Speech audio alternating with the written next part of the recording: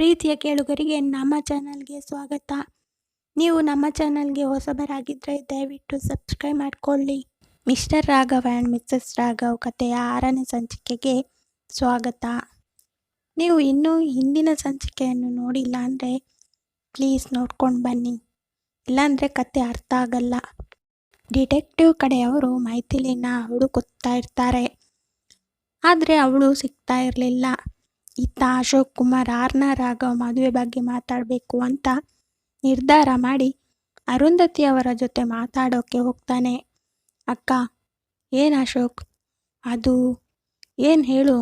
ಅತ್ತೆ ರಾಘವ್ ಮದುವೆ ಬಗ್ಗೆ ಹೇಳಿದ್ರಂತೆ. ಹ್ಞೂ, ಆದರೆ ರಾಘವ್ ಈಗಲೇ ಬೇಡ ಅಂದಿದ್ದಾನೆ. ನೋಡೋಣ ಸ್ವಲ್ಪ ದಿನ ಅಂತ ಅರುಂಧತಿಯವರು ಹೇಳ್ತಾರೆ.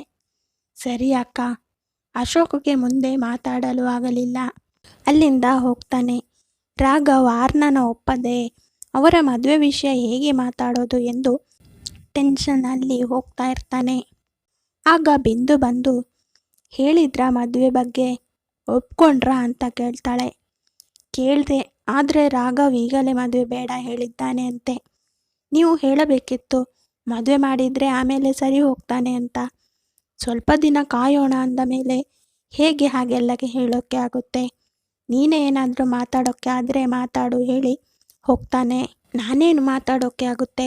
ಅತ್ತೆ ಜೊತೆ ಮಾತಾಡಿ ನೋಡಬೇಕು. ಅವರು ರಾಘವ್ನ ಒಪ್ಪಿಸಿದ್ರು ಒಪ್ಪಿಸಬಹುದು ಅಂದ್ಕೊಂಡು ಅಡುಗೆ ಮನೆಗೆ ಹೋಗ್ತಾಳೆ.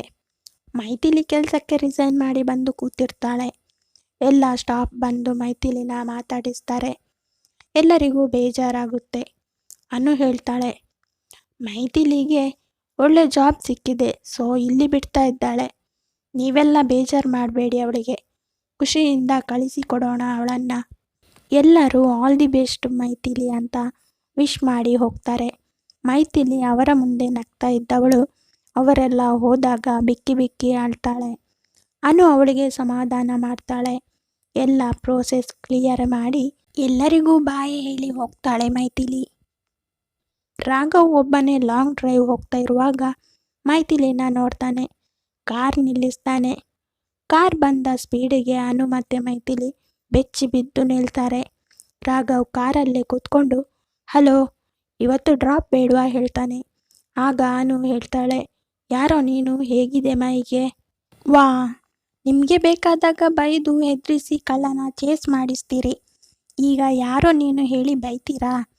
ಬ್ಯಾಗ್ನ ನೆಟ್ಟಾಗಿ ಹಿಡ್ಕೊಳ್ಳೋಕೆ ಆಗಲ್ಲ ನಿಮಗೆಲ್ಲ, ಬಾಯಿ ಮಾತ್ರ ಜೋರಿದೆ ಅಂತ ಮೈಥಿಲಿನ ಕೆಟ್ಟ ನೋಟದಿಂದ ನೋಡ್ತಾ ಹೇಳ್ತಾನೆ. ಮೈಥಿಲಿ ಅಂಜುತ್ತಾ ಬ್ಯಾಗ್ ಸರಿ ಮಾಡ್ತಾಳೆ. ಆಗ ಅನು ಹೇಳ್ತಾಳೆ, ಓ ನೀನಾ, ಗೊತ್ತಾಗಿಲ್ಲ. ಪೊರ್ಕಿ ಥರ ಬಂದರೆ ಈ ಅನು ಹೀಗೆ ಮಾತಾಡೋದು. ಇವತ್ತು ಡ್ರಾಪ್ ಬೇಡ ಹೋಗಿ ಹೇಳ್ತಾಳೆ. ಬ್ಯಾಗ್ ಸಿಗೋ ಹಾಗೆ ಮಾಡಿದ್ರು ಒಂದು ಟ್ಯಾಂಕ್ಸ್ ಹೇಳಿಲ್ಲ ನಿನ್ನ ಫ್ರೆಂಡ್. ಮಾತಾಡಿದರೆ ಮುತ್ತು ಉದುರುತ್ತಾ ಅಂತ ಮೈಥಿಲಿನ ನೋಡ್ತಾ ಕೇಳ್ತಾನೆ. ಅನು ಹೇಳ್ತಾಳೆ, ನಾನು ಟ್ಯಾಂಕ್ಸ್ ಹೇಳಿದ್ನಲ್ಲ, ಬ್ಯಾಗ್ ಅವಳದ್ದು, ಅವಳೇ ಟ್ಯಾಂಕ್ಸ್ ಹೇಳಬೇಕು ಅಲ್ವಾ ಅಂತ ಹೇಳ್ತಾನೆ. ನಾನು ಹೇಳಿದ್ರು ಟ್ಯಾಂಕ್ಸೇ ಅಲ್ವಾ ಹೇಳಿ ಅನು ಮೈಥಿಲಿ ಕೈ ಹಿಡ್ಕೊಂಡು ಸ್ಪೀಡಾಗಿ ಹೋಗ್ತಾಳೆ. ಅವರ ಹಿಂದೆನೇ ಕಾರ್ ಮೂವ್ ಮಾಡ್ಕೊಂಡು ಬರ್ತಾನೆ ರಾಘವ್. ನಿಲ್ಲಿ, ಸ್ವಲ್ಪ ಮಾತಾಡ್ತಾ ಇದ್ರು ಹೋಗ್ತಿರಲ್ಲ, ಹೋಗ್ರಿ ಸುಮ್ಮನೆ. ಈ ಥರ ರೋಡ್ ಮಧ್ಯೆ ಮಾತಾಡ್ತಾ ಇರೋದು ಯಾರಾದರೂ ನೋಡಿದರೆ ತಪ್ಪಾಗಿ ತಿಳ್ಕೊತಾರೆ. ಓ ಗಾಡ್, ಯಾವ ಕಾಲದಲ್ಲಿ ಇದ್ದೀರಾ ನೀವೆಲ್ಲ? Old models.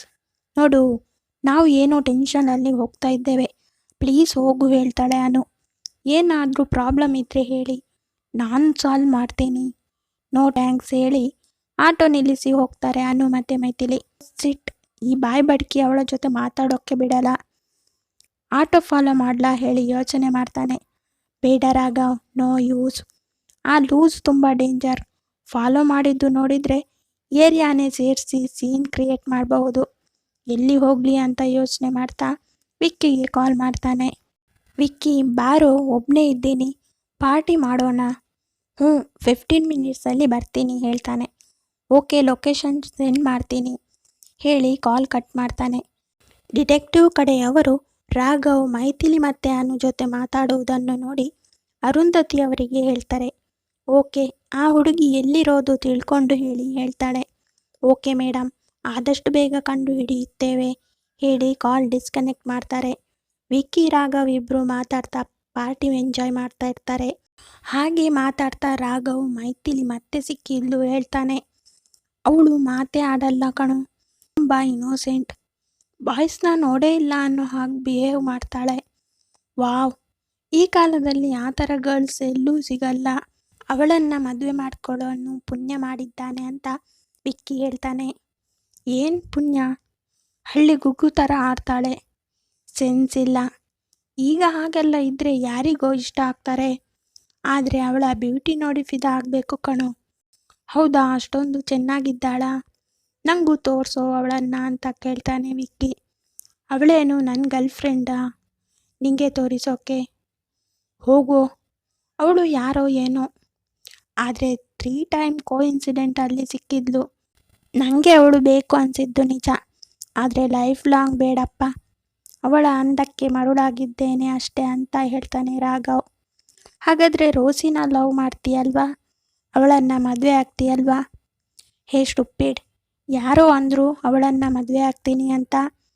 ಪಬ್ಗೆ ಹೋಗೋಕ್ಕೆ ಎಂಜಾಯ್ ಮಾಡೋಕ್ಕೆ ಗರ್ಲ್ ಫ್ರೆಂಡ್ ಬೇಕು ಅಷ್ಟೇ. ಅವಳು ಲೈಫ್ ಲಾಂಗ್ ಇದ್ದರೆ ಬೋರ್ ಆಗುತ್ತೆ.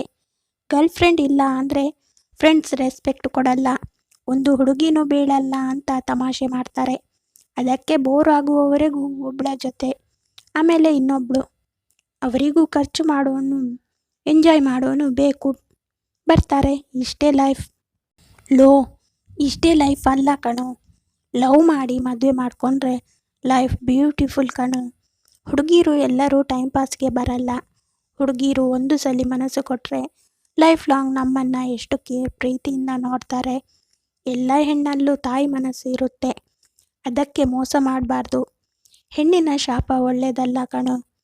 ರೋಸಿ ನಿನ್ನ ರಿಯಲ್ ಆಗಿ ಲವ್ ಮಾಡ್ತಾ ಇದ್ದಾಳೆ, ಅವಳನ್ನು ಮದುವೆಯಾಗು ಅಂತ ವಿಕ್ಕಿ ಹೇಳ್ತಾನೆ.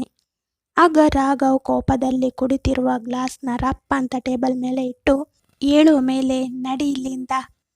ಫ್ರೆಂಡ್ ಅಂತ ಸಲಿಗೆ ಕೊಟ್ಟರೆ ನನಗೆ ಬುದ್ಧಿ ಹೇಳ್ತೀಯಾ? ಹೋಗೋ.